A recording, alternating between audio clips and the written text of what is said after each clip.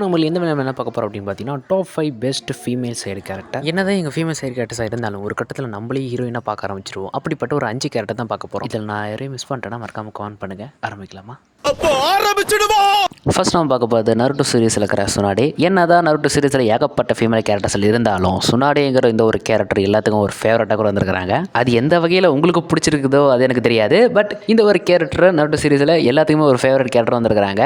Just அழகாக இருக்கிறவங்கள தாண்டி இவங்க ரொம்ப பவர்ஃபுல்லான கேரக்டர்னு கூட. அது மட்டும் இல்லை, லீஃப் வில்லேஜில் 5வது ஹொக்காகவே இருக்கிறாங்க. 3 லெஜெண்டரி சனியில் ஒருத்தங்களா இருக்கிறாங்க. 5 காகேஸில் ஒருத்தங்களா இருக்கிறாங்க. ஸோ இத்தனை பட்டத்தை எதுவும் சும்மாலாம் யாருக்கும் தந்துட முடியாது. ஸோ இதெல்லாம் தாண்டி ஃபர்ஸ்ட் ஹொக்காகே அஷிராமாவோட பேத்தியும் கூட. ஷினோபி வேர்ல்டில் மெடிக்கல் கெஞ்சிங்ஸில் சுனாடே அடிச்சுக்க எவனாலையும் முடியாது. ஏன் நருட்டோ தவிர சுனாடே முன்னாடி நின்று பேசுகிற தைரியம் இங்கே எவனுக்குமே கிடையாது. லீஃப் வில்லேஜையே நடுங்க வச்ச உராச்சிமாருவே நம்ம சுனாடையோட சண்டை போடுறதுக்கு பயப்படுவான். சுனாடையை கோவப்படுத்துனுங்கிறது நமக்கு நாமளே சுனி வச்சுக்கிற மாதிரி ஒரு அடி தான் நிலமே 2ஆக பிளந்துக்கும். அது மட்டும் இல்லை, சுனாடே லீஃப் வில்லேஜை காப்பாற்றுறதுக்கு எந்த அளவுக்கு இறங்கியிருப்பாங்கன்னா, பெயினாக இருக்கல பெயின் ஒட்டுமொத்த லீஃப் வில்லேஜும் அழிச்சிருப்பான். அவ்வளோ பவரை பார்த்தா நம்ம சுனாடே கொஞ்சம் கூட பயப்படாமல் பெயினை ஒத்தால எடுத்து நின்றுருப்பாங்க. ஆனால் அப்பங்களோட மெடிக்கல் கெஞ்சின்ஸும் ஃபுல்லாக தீந்து போயிருக்கும். ஸோ அப்பா கூட ஒத்தால நின்று நம்ம பெயின் கூட பேட்டில் பண்ண நின்றுருப்பாங்க. ஸோ அப்போ தான் நருட்டோட என்ட்ரியும் வந்திருக்கும். ஸோ லீஃப் வில்லேஜை காப்பாற்றுறதுக்கு சுனாடே உங்களோட லைஃபையே சாக்ரிஃபைஸ் பண்ணுவாங்க. ஸோ அதனால தான் நான் சுனாடாவே இந்த லிஸ்ட்டில் எடுத்திருக்கேன்.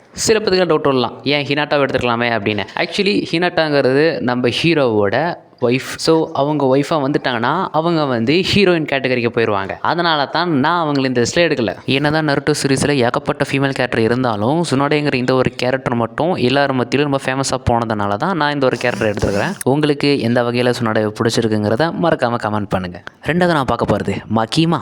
ஆக்சுவலி நான் செயின்ஸா மேன்லேருந்து லிஸ்ட் எடுக்கணும்னா நான் இது எடுக்கிறதா இல்லை இது எடுக்கிறதான்னு எனக்கே டவுட் வந்துருச்சு. ஏன்னா ரெண்டுத்தையும் விட்டு தர முடியல, எதை எடுக்கிறதுன்னு எனக்கும் தெரியல.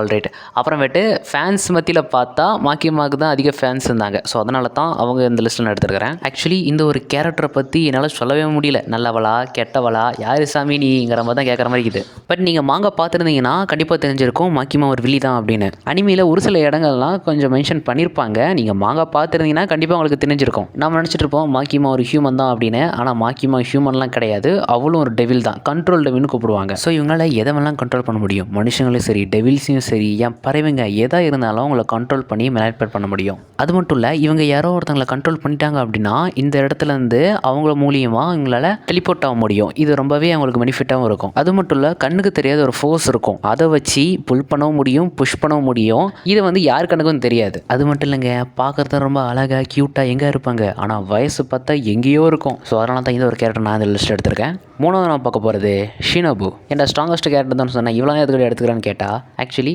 மற்ற அஷிராஸோட கம்பேர் பண்ணும்போது இவங்க கொஞ்சம் வீக்காக தான் இருப்பாங்க. ஆனால் எப்படி இவங்களால அஷிரா வந்திருக்க முடியும் அப்படின்னா, ஷினோபு டீமன்ஸ் அட்டாக் பண்ணும்போது விஸ்டீரியாங்கிற ஒரு பாய்சன் வச்சு தான் அட்டாக் பண்ணுவாங்க. ஏன்னா ஷினோபுவோட ஸ்வாடே ரொம்ப டிஃப்ரெண்ட்டாக இருக்கும். அதை வச்சு டீமன்ஸோட தலையெல்லாம் எடுக்க முடியாது. அதை வச்சு பாய்சனை வச்சு தான் அட்டாக் பண்ண முடியும். அதுவும் கரெக்டாக டீமன்ஸோட வீக்கஸ்ட் பாயிண்ட்லேயே அட்டாக் பண்ணுவா. அது மட்டும் கிடையாது, அஷிராலேயே 4th ஃபாஸ்டஸ்ட் அஷிரா கூட.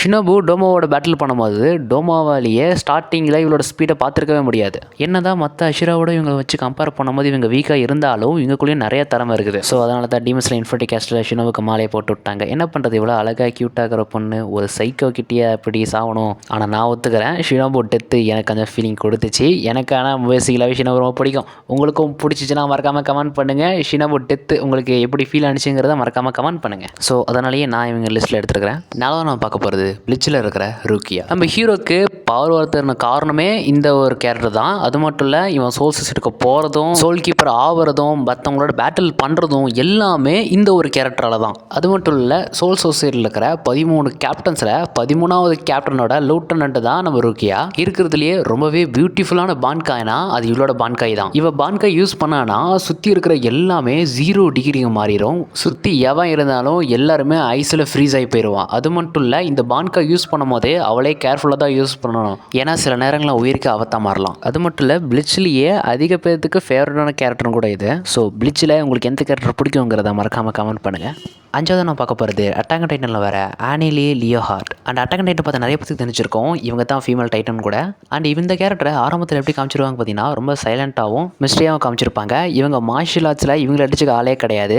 ஏன்னா இதை வச்சு தான் அட்டாக் டைட்டனையே போட்டு பொழந்துருப்பாங்க. ஏன்னா சீசன் 1லேயே ஒரு வெறித்தனமான ஃபைட்னா அது ஃபீமேல் டைட்டனுக்கோ அட்டாக் டைட்டனுக்கு தான் நடக்கும். அந்த பேட்டில்லாம் சும்மா சொல்லக்கூடாது, சும்மா தெறிக்க விட்டுருப்பான். அது மட்டும் இல்லை, ஃபீமேல் டைட்டனால் தன்னோட பாடியை ரொம்பவே ஹார்டாக மாற்ற முடியும். எதை அடித்தாலும் உடைக்கவே முடியாது, அந்த அளவுக்கு அப்படியே ஸ்ட்ராங்காக இருக்கும். அது மட்டும் இல்லை, ஃபீமேல் டைட்டனால் மற்ற டைட்டன்ஸையும் கூப்பிட முடியும். இது நீங்கள் எபிசோட்லேயே பார்த்துருப்பீங்க. ஸோ அதில் அட்டாக் டைட்டனுக்கும் ஃபீமேல் டைட்டனுக்கும் பேட்டில் நடந்திருக்கும். அதில் நம்ம அட்டாக் டைட்டன் போட்டு அடித்து சாவடிச்சிருப்பான். ஸோ அப்புறம் ஒரு கிறிஸ்டலால் அவளே சேவ் பண்ணிப்பாங்க. அப்படியே இந்த சீசன் 1ல் போனவ தான் அப்புறம் கடைசியாக சீசன் 4ல் தான் அவளை காமிப்பாங்களே. ஸோ அந்த வகையில் ரொம்பவே ஸ்ட்ராங்கஸ்ட் ஃபீமேல் கேரக்டர்னு கூட. அட்டாக் ஆன் டைட்டனில் உங்களுக்கு யாரை பிடிக்குங்கிறத மறக்காமல் கமெண்ட் பண்ணுங்கள். ஸோ அவ்வளோதான் இந்த வீடியோவில் நம்ம பார்த்தது ஃபீமேல் சைட் கேரக்டர் தான். இதுலேயும் நான் ஒரு சில அனிமெலாம் எடுக்காமல் இருந்திருப்பேன். அது அவங்களோட பேரை மறக்காமல் மென்ஷன் பண்ணுங்கள், நான் அடுத்த வீடியோவில் சொல்ல பார்க்குறேன். ஸோ இதே மாதிரி அனிமையை பற்றி நிறைய இன்ட்ரெஸ்டிங்காக தெரிஞ்சுக்கணும் அப்படின்னா மறக்காமல் நம்ம சேனலை லைக் பண்ணி சப்ஸ்கிரைப் பண்ணிடுங்க.